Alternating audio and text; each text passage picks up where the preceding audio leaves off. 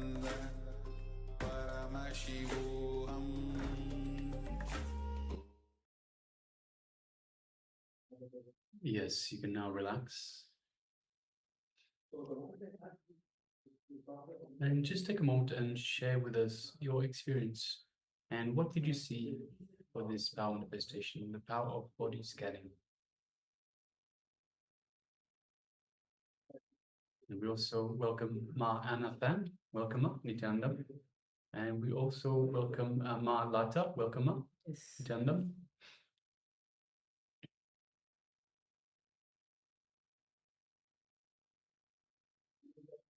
So once again, requesting participants as part of this body scanning power manifestation, let us know how you went, what you experienced, and what did you see.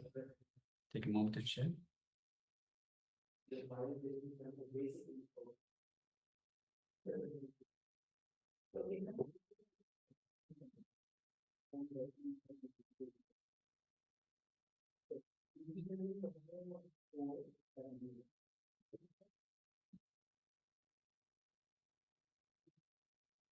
And fans share, just feeling very happy. Yes, you can see you're smiling. Thank you for sharing though. Yes. Yes, thank you, Ma. We are happy that you are happy, Ma. Yes.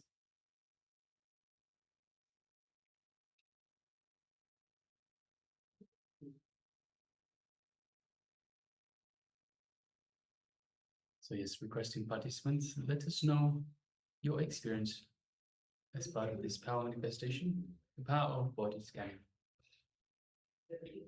So Klaus Aya, let us know how you went as well. So we have been asking for a body scanning. This is also your chance, especially now that you've started to power manifest as well. Let us see this power manifestation as well, this power of body scanning in action.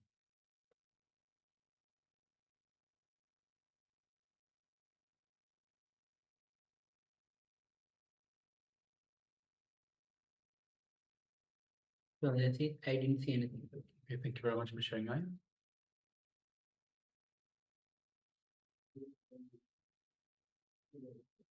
So in terms of this power manifestation, because you are actually scanning your own body, it can take form, it can take shape in any different ways. So it might not necessarily be just a seeing thing. It might be while you're scanning through, you might get a feeling here and there, and something that gives you some sort of information about the general health of the body itself.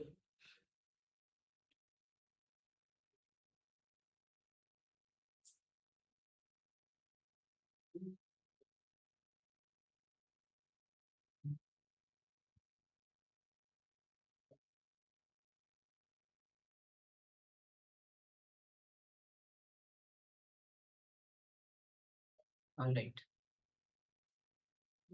So if you are still sharing, please take a moment and share. Yes, we also have Ma Tash VP, Ma Lu Yun Jen, Ma Anupama. If you did take part in this power manifestation, please take a moment and share with us your experience. Also requesting Ma Shu Wei Ping to be available in the camera. Ma Wang Shi Wen to be switch on your camera and be available. And also Ma Kelly Wang, please be available in the camera frame as well, please, Ma. And also we have a participant with a Chinese character label. I think it's Kai, if I'm not mistaken. Requesting if you could please switch on your camera and be available in the camera frame itself for the entirety of this program.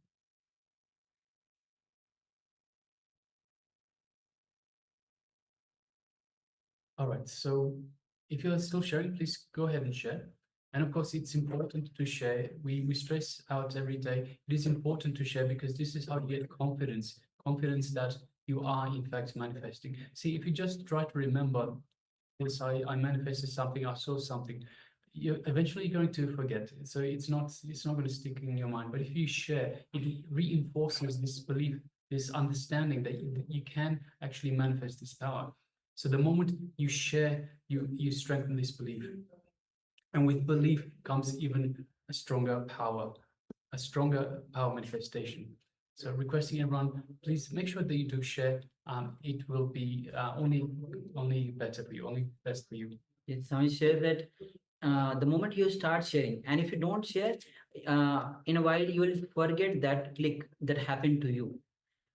And if you keep on sharing and enriching, that click will keep on maintaining and it will grow, start to strengthen.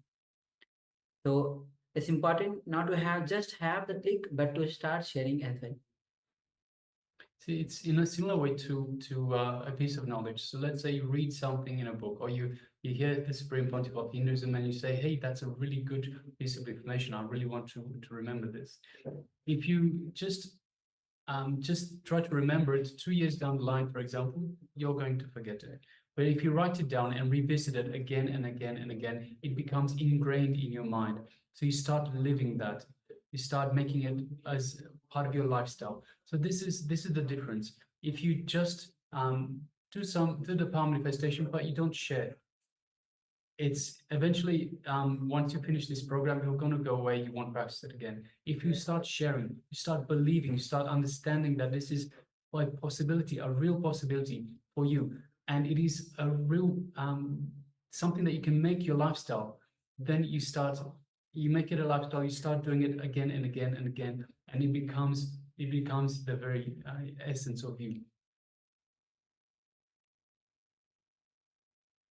All right, so let us now move on to the next segment. And the next segment is going to be on enter into the bargain of your life. Actually, the enter into the best bargain of your life. So let's come to the space of listening.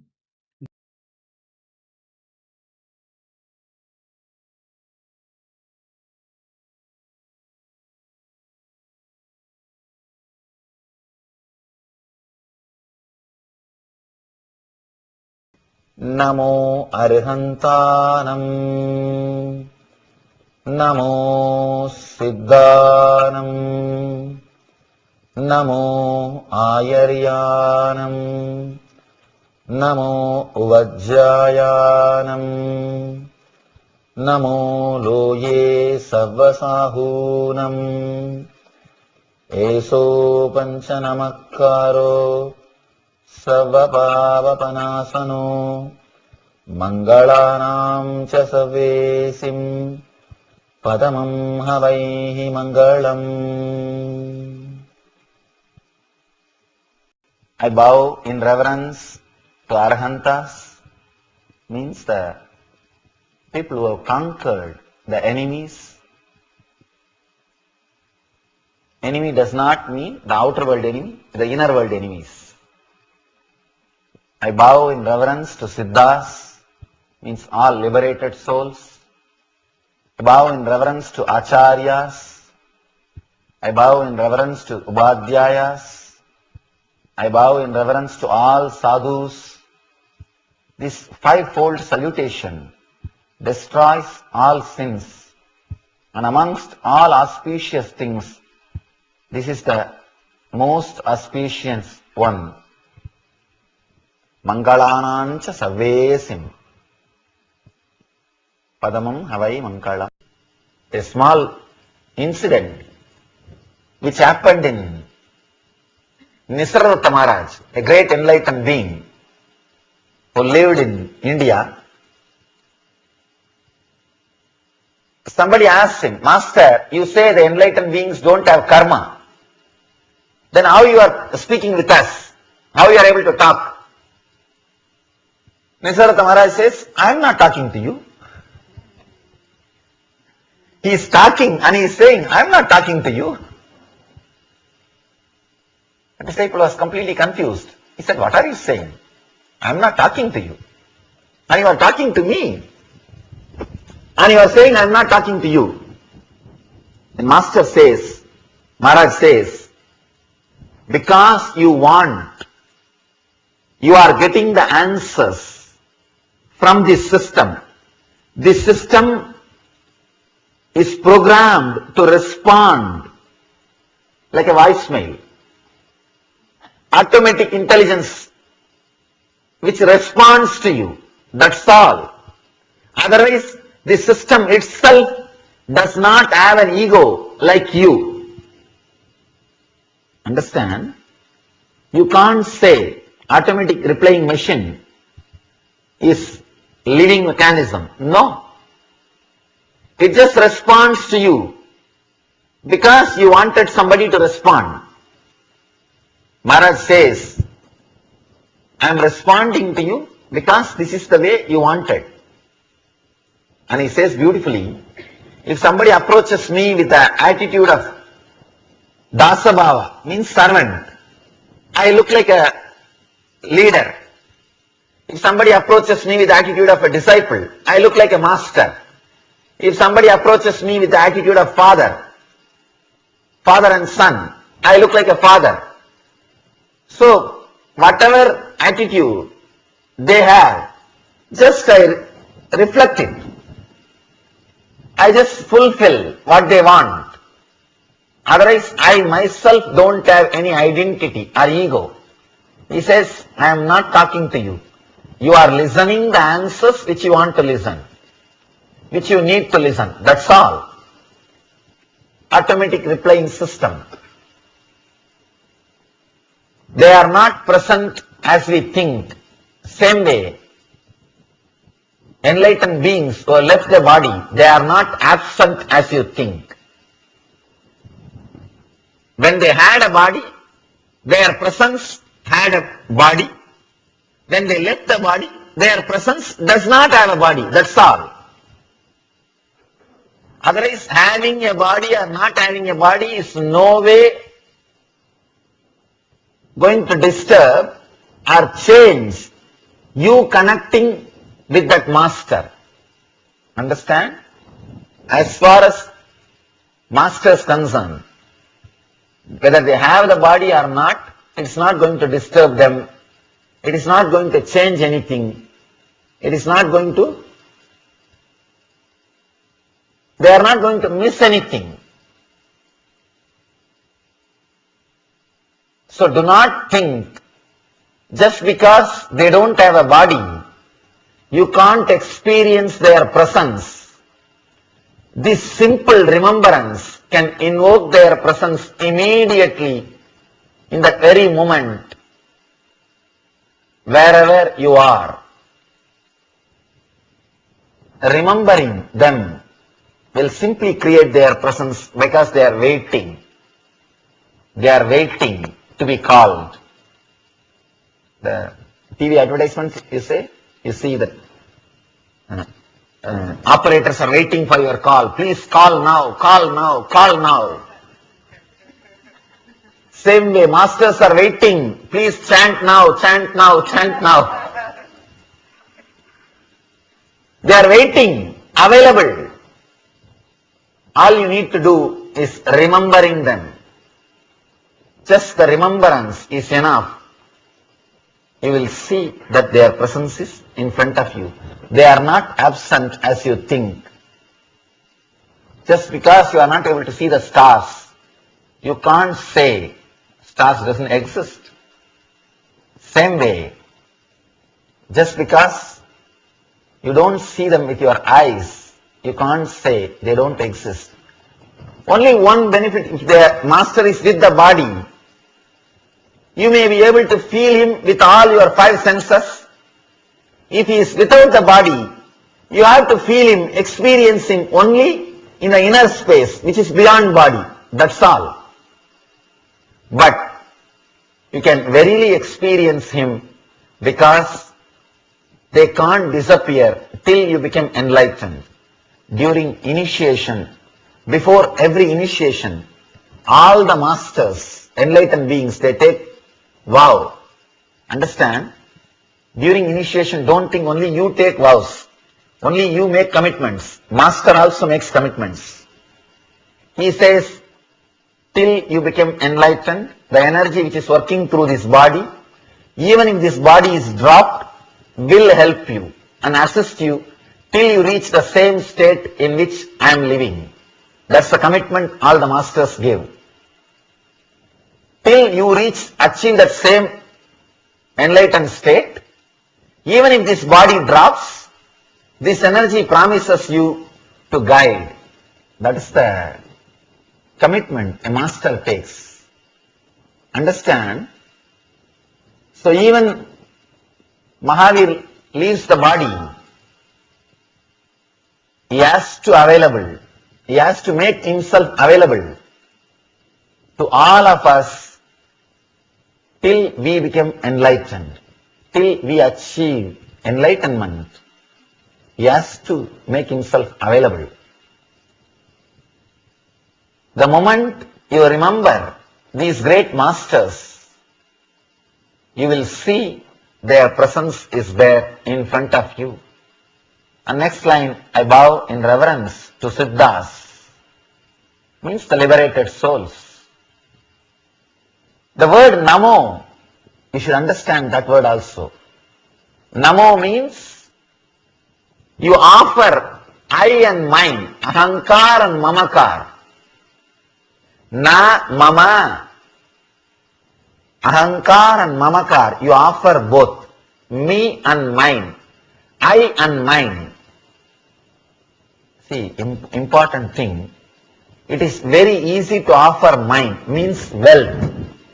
You can very easily give wealth, check. Because after some time, all rich guys feels the futility of wealth. What will you do? What will you do? Now you can buy anything which money can buy. After all these basic things, what will you do with the money? Maybe more and more zeros are getting added in your bank balance sheet. And in this country, you don't even see the currency. Only 2% is in the printed currency form. Only the passbook or the bank balance, more and more zeros are getting increased. And for that zeros, you give your whole life and you are constantly running. And finally, the person who is making you run, only those leaders' egos are expanding and you don't even know what are you going to do. And suddenly you will leave all the zeros one day and become zero.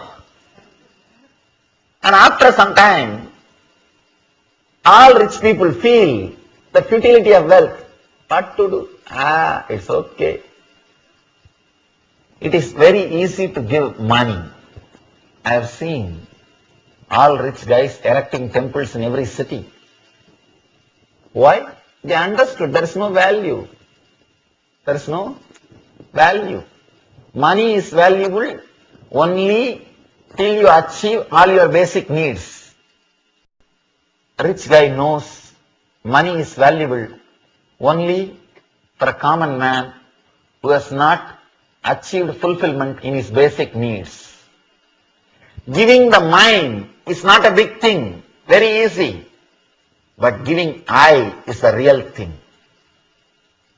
Giving I is the real thing. If you give I, you become God in the temple. If you give mind, you become a person who builds temples. That's all. Mahavir became Mahavir because he gave I. He gave away the I. He dropped the ego. He has gone beyond the ego. He has gone beyond the I and mine. Understand? Do you want to be a donor or do you want to be a person who is sitting inside the temple?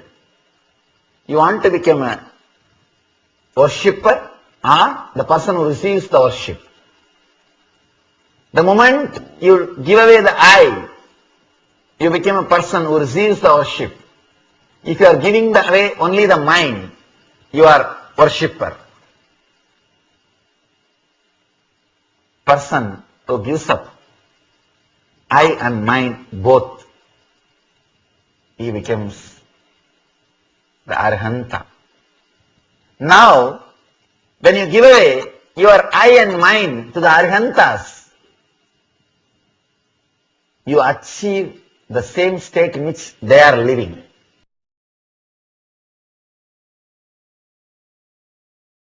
There is a beautiful stotra, a beautiful line by a great enlightened master, Ramana Maharshi.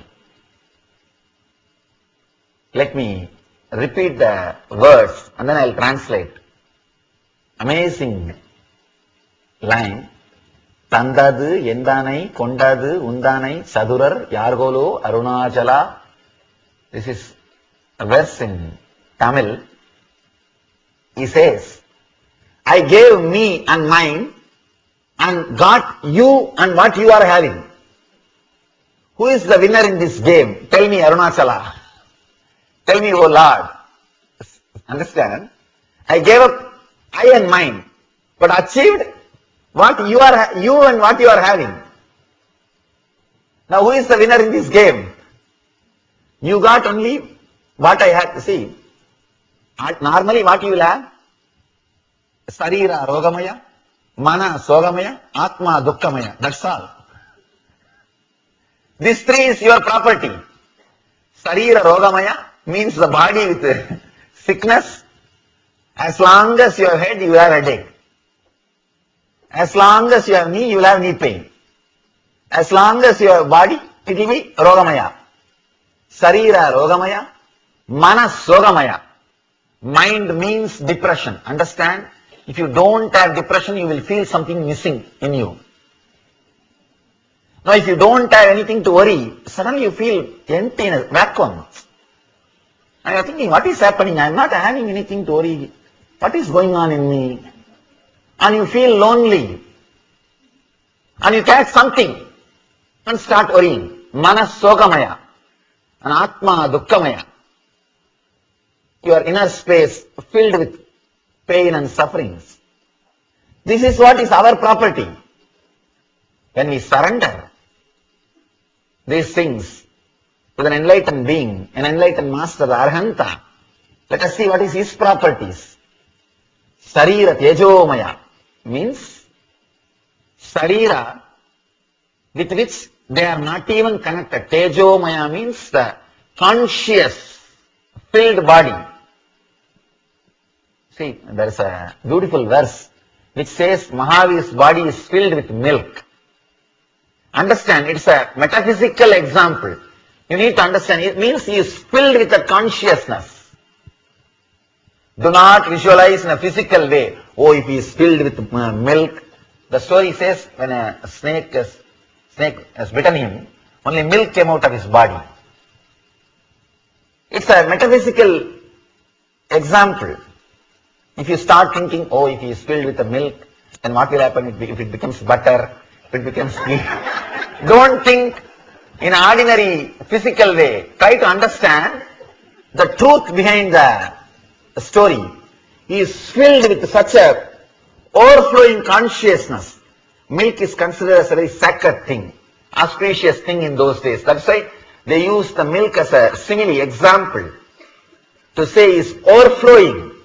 Sarira tejomaya means the body which is filled with consciousness, overflowing.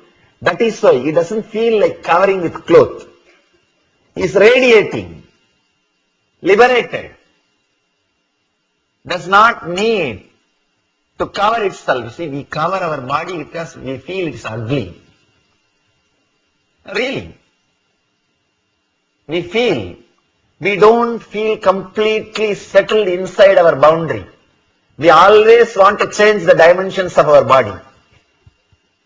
Some way, the moment you think somebody is beautiful, be very clear, you are not completely comfortable with your body. The moment you think somebody is beautiful, I am not talking about the male getting attracted towards the female. No. I am talking about male feeling, this guy is so handsome.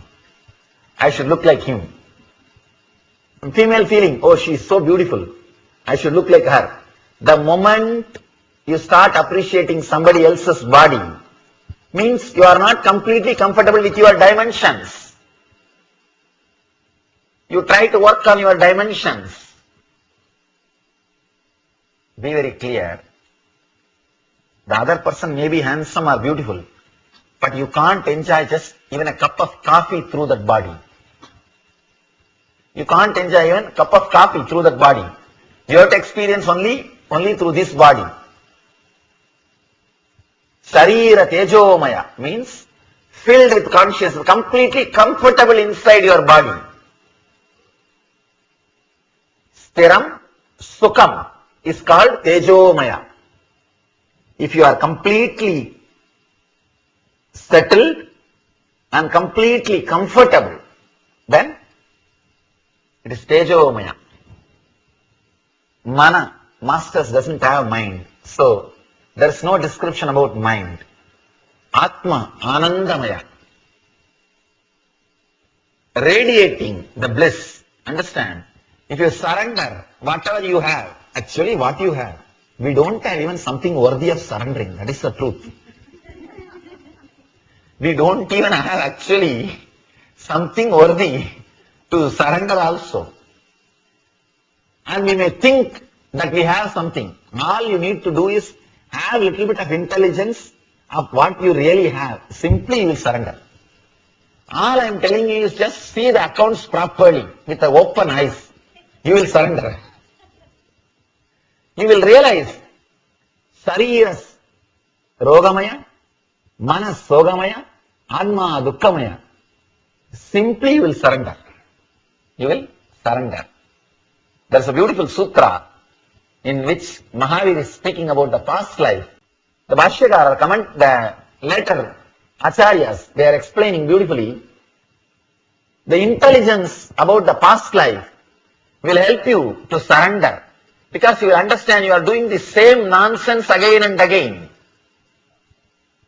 Again and again you are creating wealth. By the time you created the wealth, you are gone and finished. Then again you start the same game. By the time you feel enough and you relax, you are no more. When you get this intelligence, you are doing the same nonsensical game again and again. You decide, now I am not going to do the same game. Enough. It is time to break free from the circle. This Janana Marana, the Samsara Bandha. You decide to liberate yourself.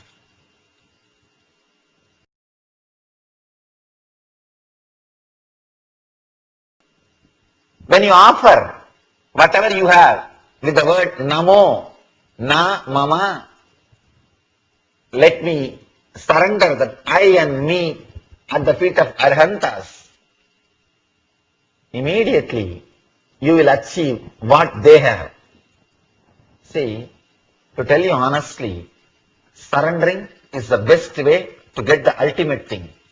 When you offer whatever you have, simply no other way, they have to open whatever they have. It's no other way. No other way. The moment you open up, they have to open up. Somebody told me that knock and it shall be opened. I tell you, you don't even have to knock.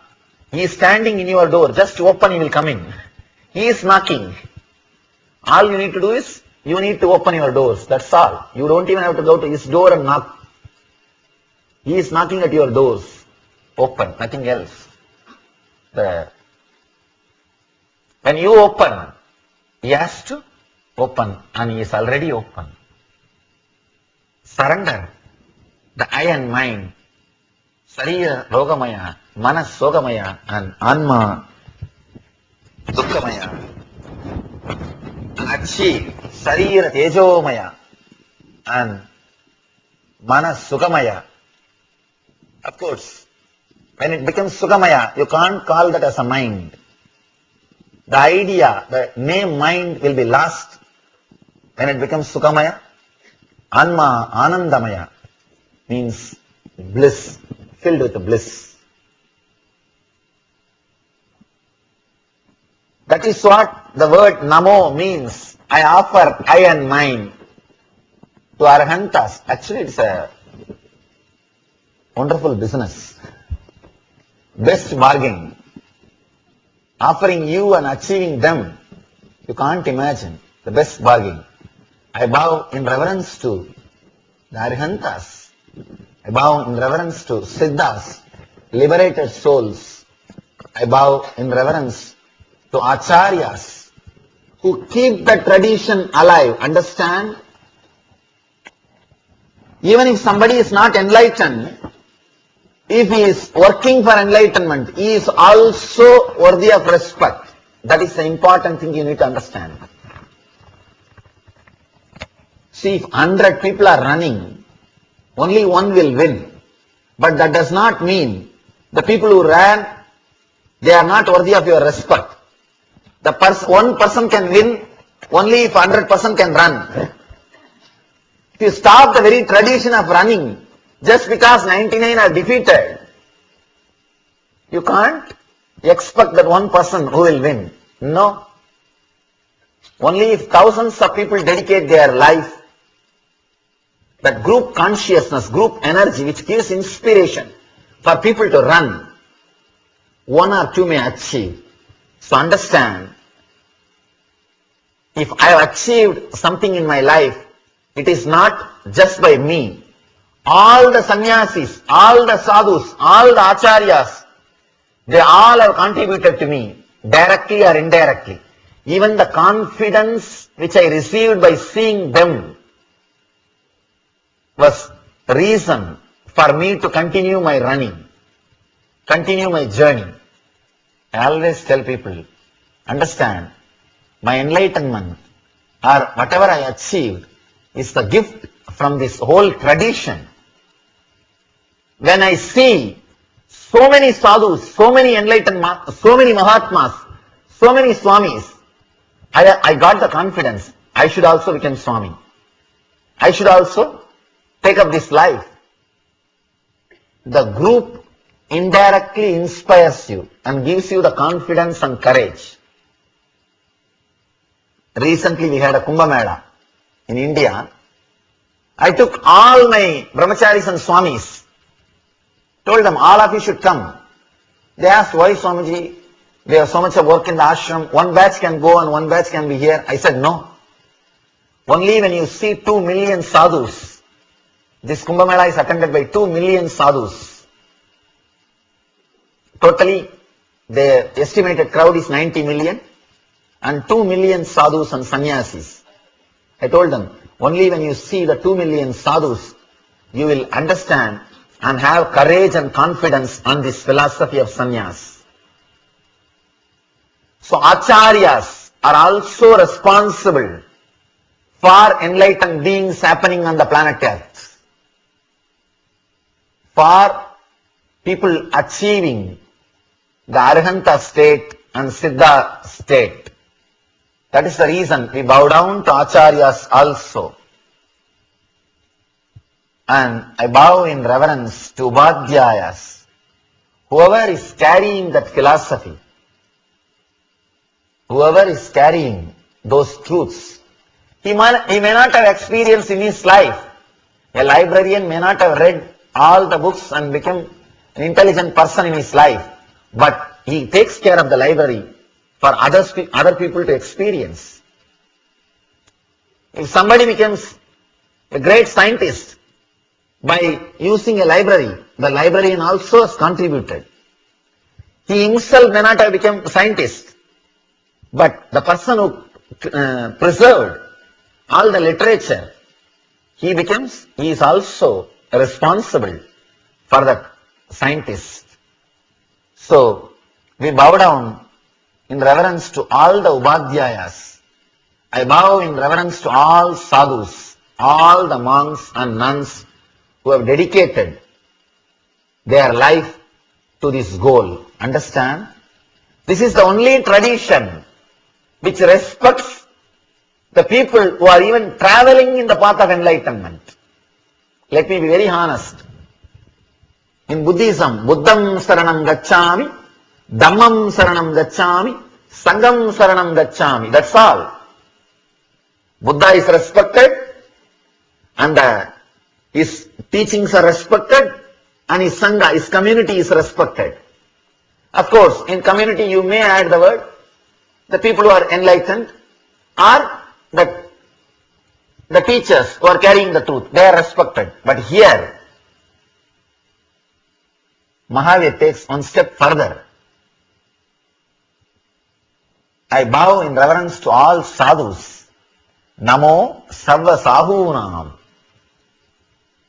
This actually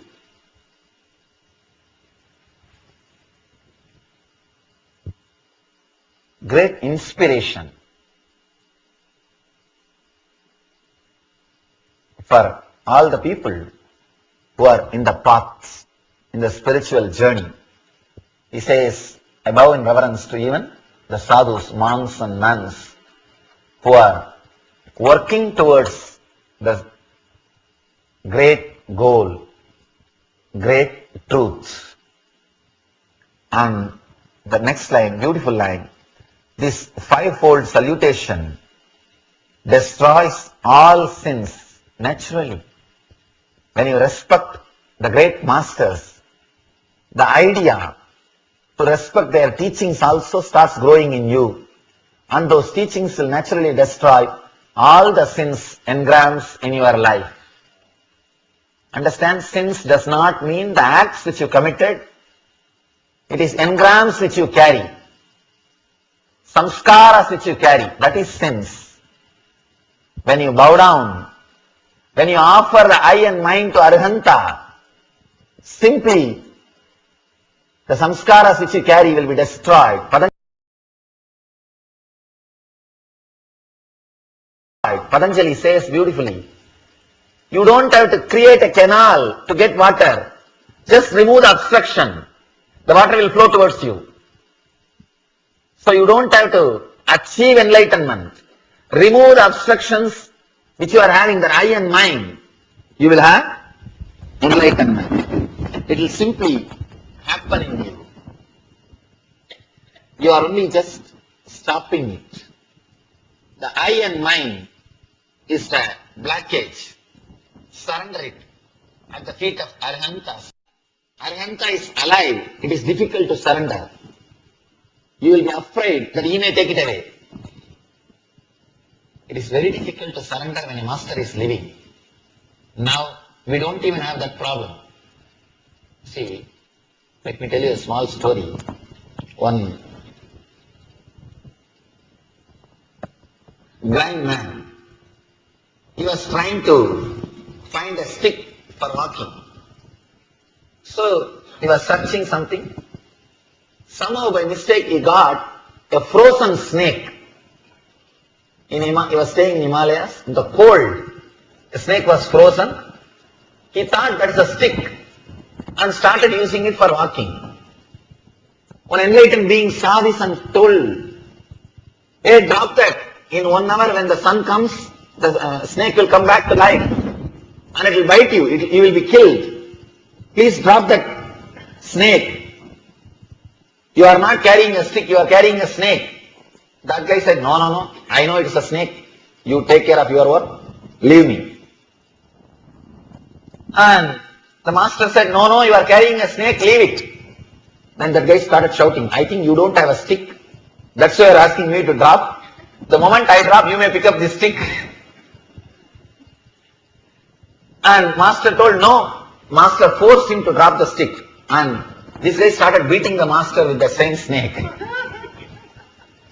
Understand? Same way, when Arihantas say, drop eye and mind, you may think that, I think he doesn't have, that's why he is asking me to drop, he may pick it up when I drop. If I drop this too, he may take it away. No. He is not asking you to drop for himself. And now we don't even have that problem. We have only his presence. So understand, sincerely offer yourself at the feet of these great masters. You will see the conscious transformation starts from this moment. From this moment. Whatever samskaras, sins you have, will be washed away, will be destroyed. And amongst all auspicious things, this is the most auspicious one. Understand? Best thing you can ever do in your life is dropping your eye and mind at the feet of enlightened beings. The sutra says the best thing which can happen to your life is dropping the eye and mind at the feet of Arhantas. Maybe we'll take few minutes. Integrate your whole being and offer the whole thing at the feet of the great enlightened masters, Arhantas, Siddhas, Acharyas, Ubadhyayas and Sadhus. Let us do it with full sincerity. Understand? Do not think, I chanted this mantra lakhs of times, what is going to happen now? I know this mantra. No. Now, do it with intensity. Tell them, please use this body, radiate in this body. Enough, I abused this body. I abused whatever I have, I and mine. It is time you all take charge of this and let you all use this. Let me offer the I and mine at your disposal, at your feet. Let you all fill this body and mind. Whatever I have, I and mine, please sincerely let us offer at their feet. You will see this destroys all samskaras. The ultimate thing, the best thing which can happen to human being, which can happen to you, will happen this moment. This moment. It says, Mangalanancha Savvesim Padamam Havai Mangalam. The most auspicious, amongst all auspicious things, this is the most auspicious one. The best thing which can happen to your being will happen the moment you bow down, you surrender the I and mine at the feet of these great masters. Let us take few minutes, close your eyes. If you know this mantra, you can repeat or at least offer yourself with a intense devotion. First, feel connected to these great masters, all the 24 Tirthankaras and Arhantas, Siddhas, Acharyas, Ubadhyayas, Sadhus. First, feel deeply connected towards all of them for bringing the science of enlightenment to the planet Earth and keeping it alive for so many thousands of years, through which we are enriching our life, our inner space. Namo Arhantanam, Namo Siddhanam, Namo Ayaryanam, Namo Vajjayanam, Namo Loye Savasahunam, Eso Vanchanamakaro Savapapavanasano Mangalanancha Savesim Padamam Havai Mangalam.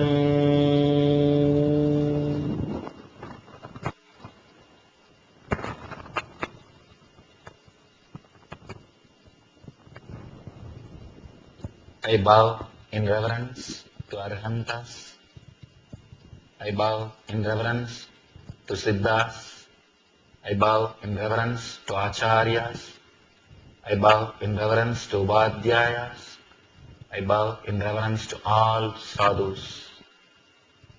This fivefold salutation destroys all sins, and amongst all auspicious things, this is the most auspicious one.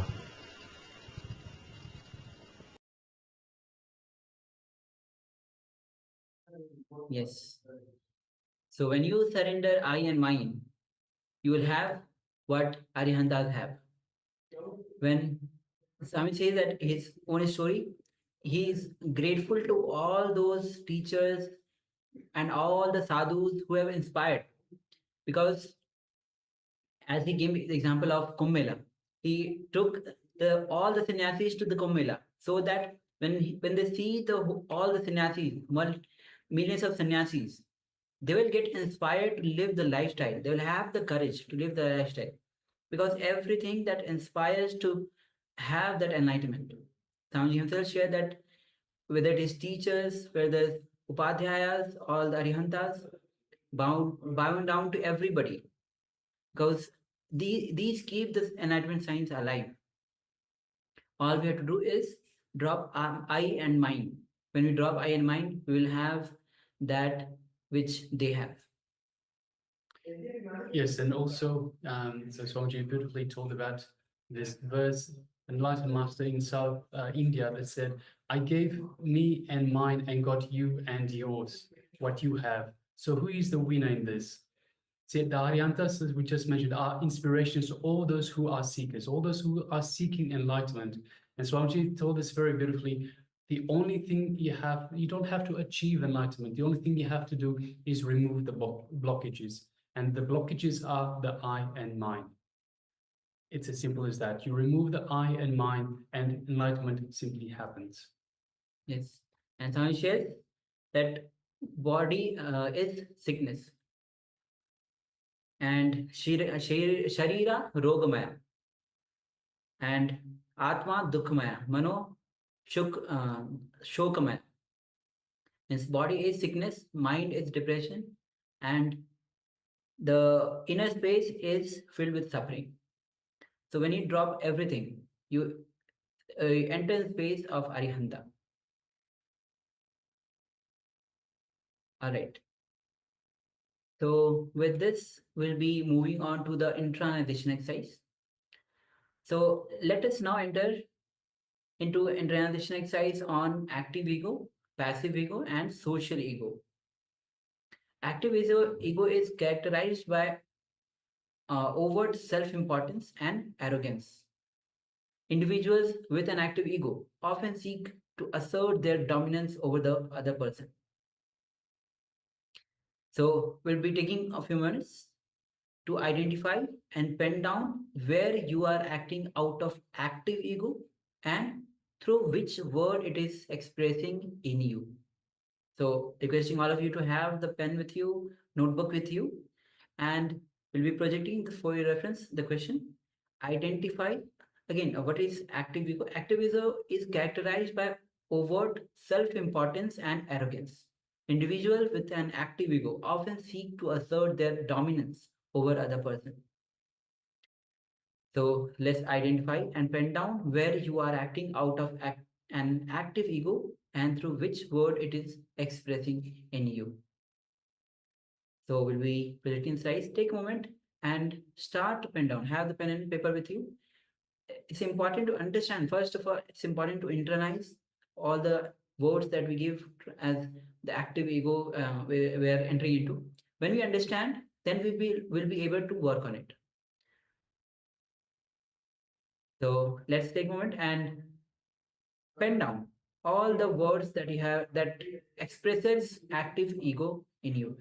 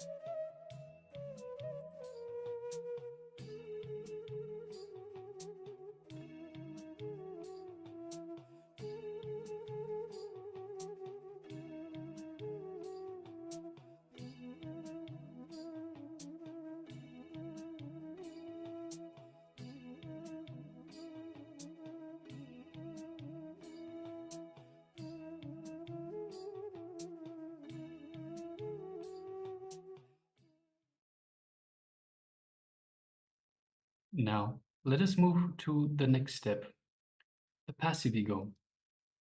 The passive ego is subtle and cunning.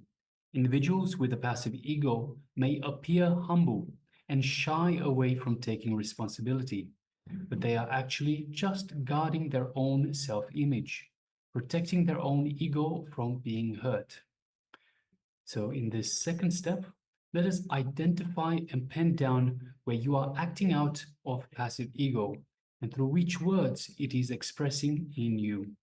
So once again, let's identify and pen down where you are acting out of passive ego and through which words it is expressing in you. Let us continue.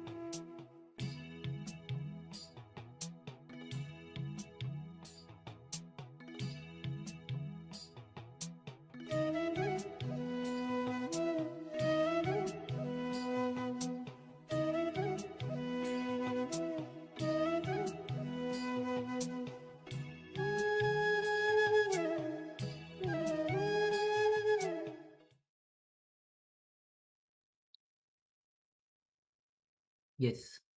Now let's move to the third step.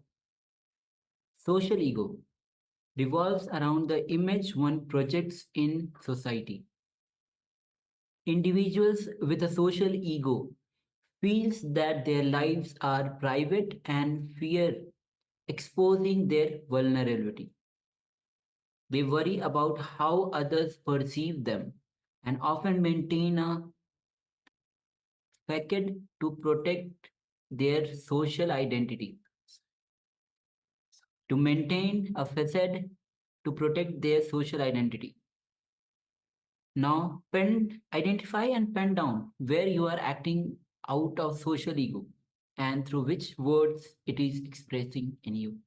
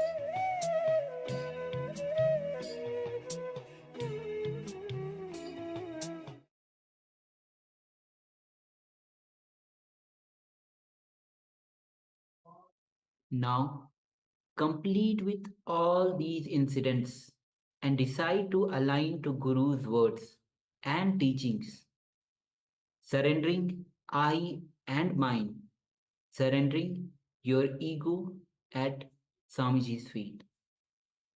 Again, complete with all these incidents that you have penned down and decide to align to Guru's words and teachings, surrendering I and mine, surrendering your ego at Guru's feet, at Swamiji's feet. Let's take few minutes and pen down and complete with all these incidents.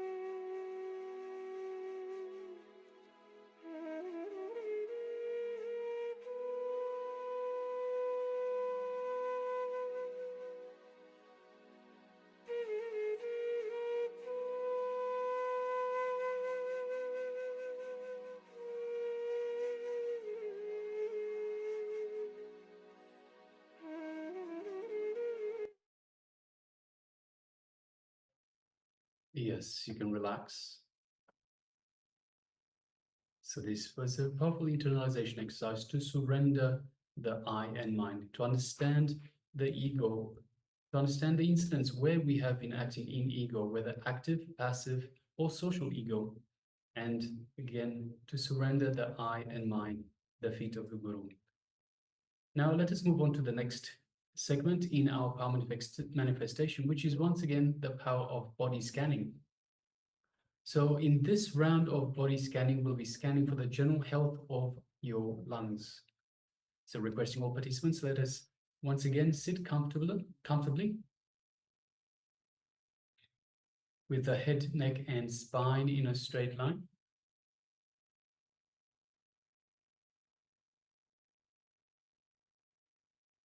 And let us just connect to Swamiji in our inner space, the area of the Ananda Gandha, just below the heart center.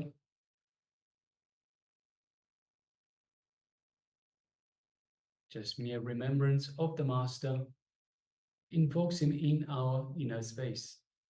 And just take a moment and feel Swamiji's love, his compassion in your inner space. Feel his energy flowing throughout your entire body, all the way from head to toe. The fingers, the nose, eyes, ears, every little corner of your body, every one of your cells. Feeling this super conscious energy that Swamiji is radiating.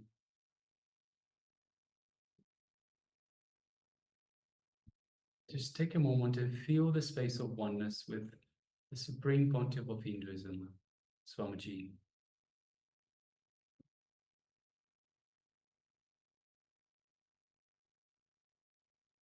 Now let us gently move our gaze to the third eye, just between the eyebrows, the seat of our real power, the Anya Chakra. And let us visualize, so let us look just gently into the third eye. And through our third eye, let us look into Swamiji's third eye. And as we do so, feel the connection that we are creating. Just feel your third eye buzzing with energy from this connection to Swamiji's third eye.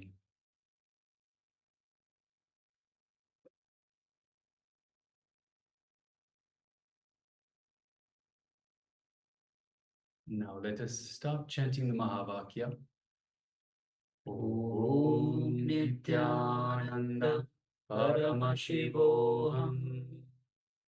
Om Nithyananda Paramashivoham. Om Nithyananda Paramashivoham. Continue chanting the Mahavakya. And from this space of oneness with the Supreme Pontiff of Hinduism, with Swamiji, through the power of the third eye, let us now start scanning the general health of your own lungs. Let us begin. Nithyananda Paramashivoham.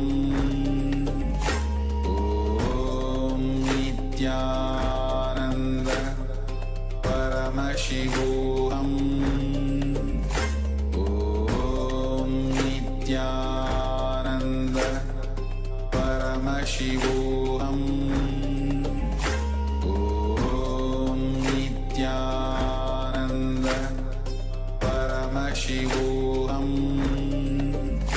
Om Nithyananda Paramashivoham.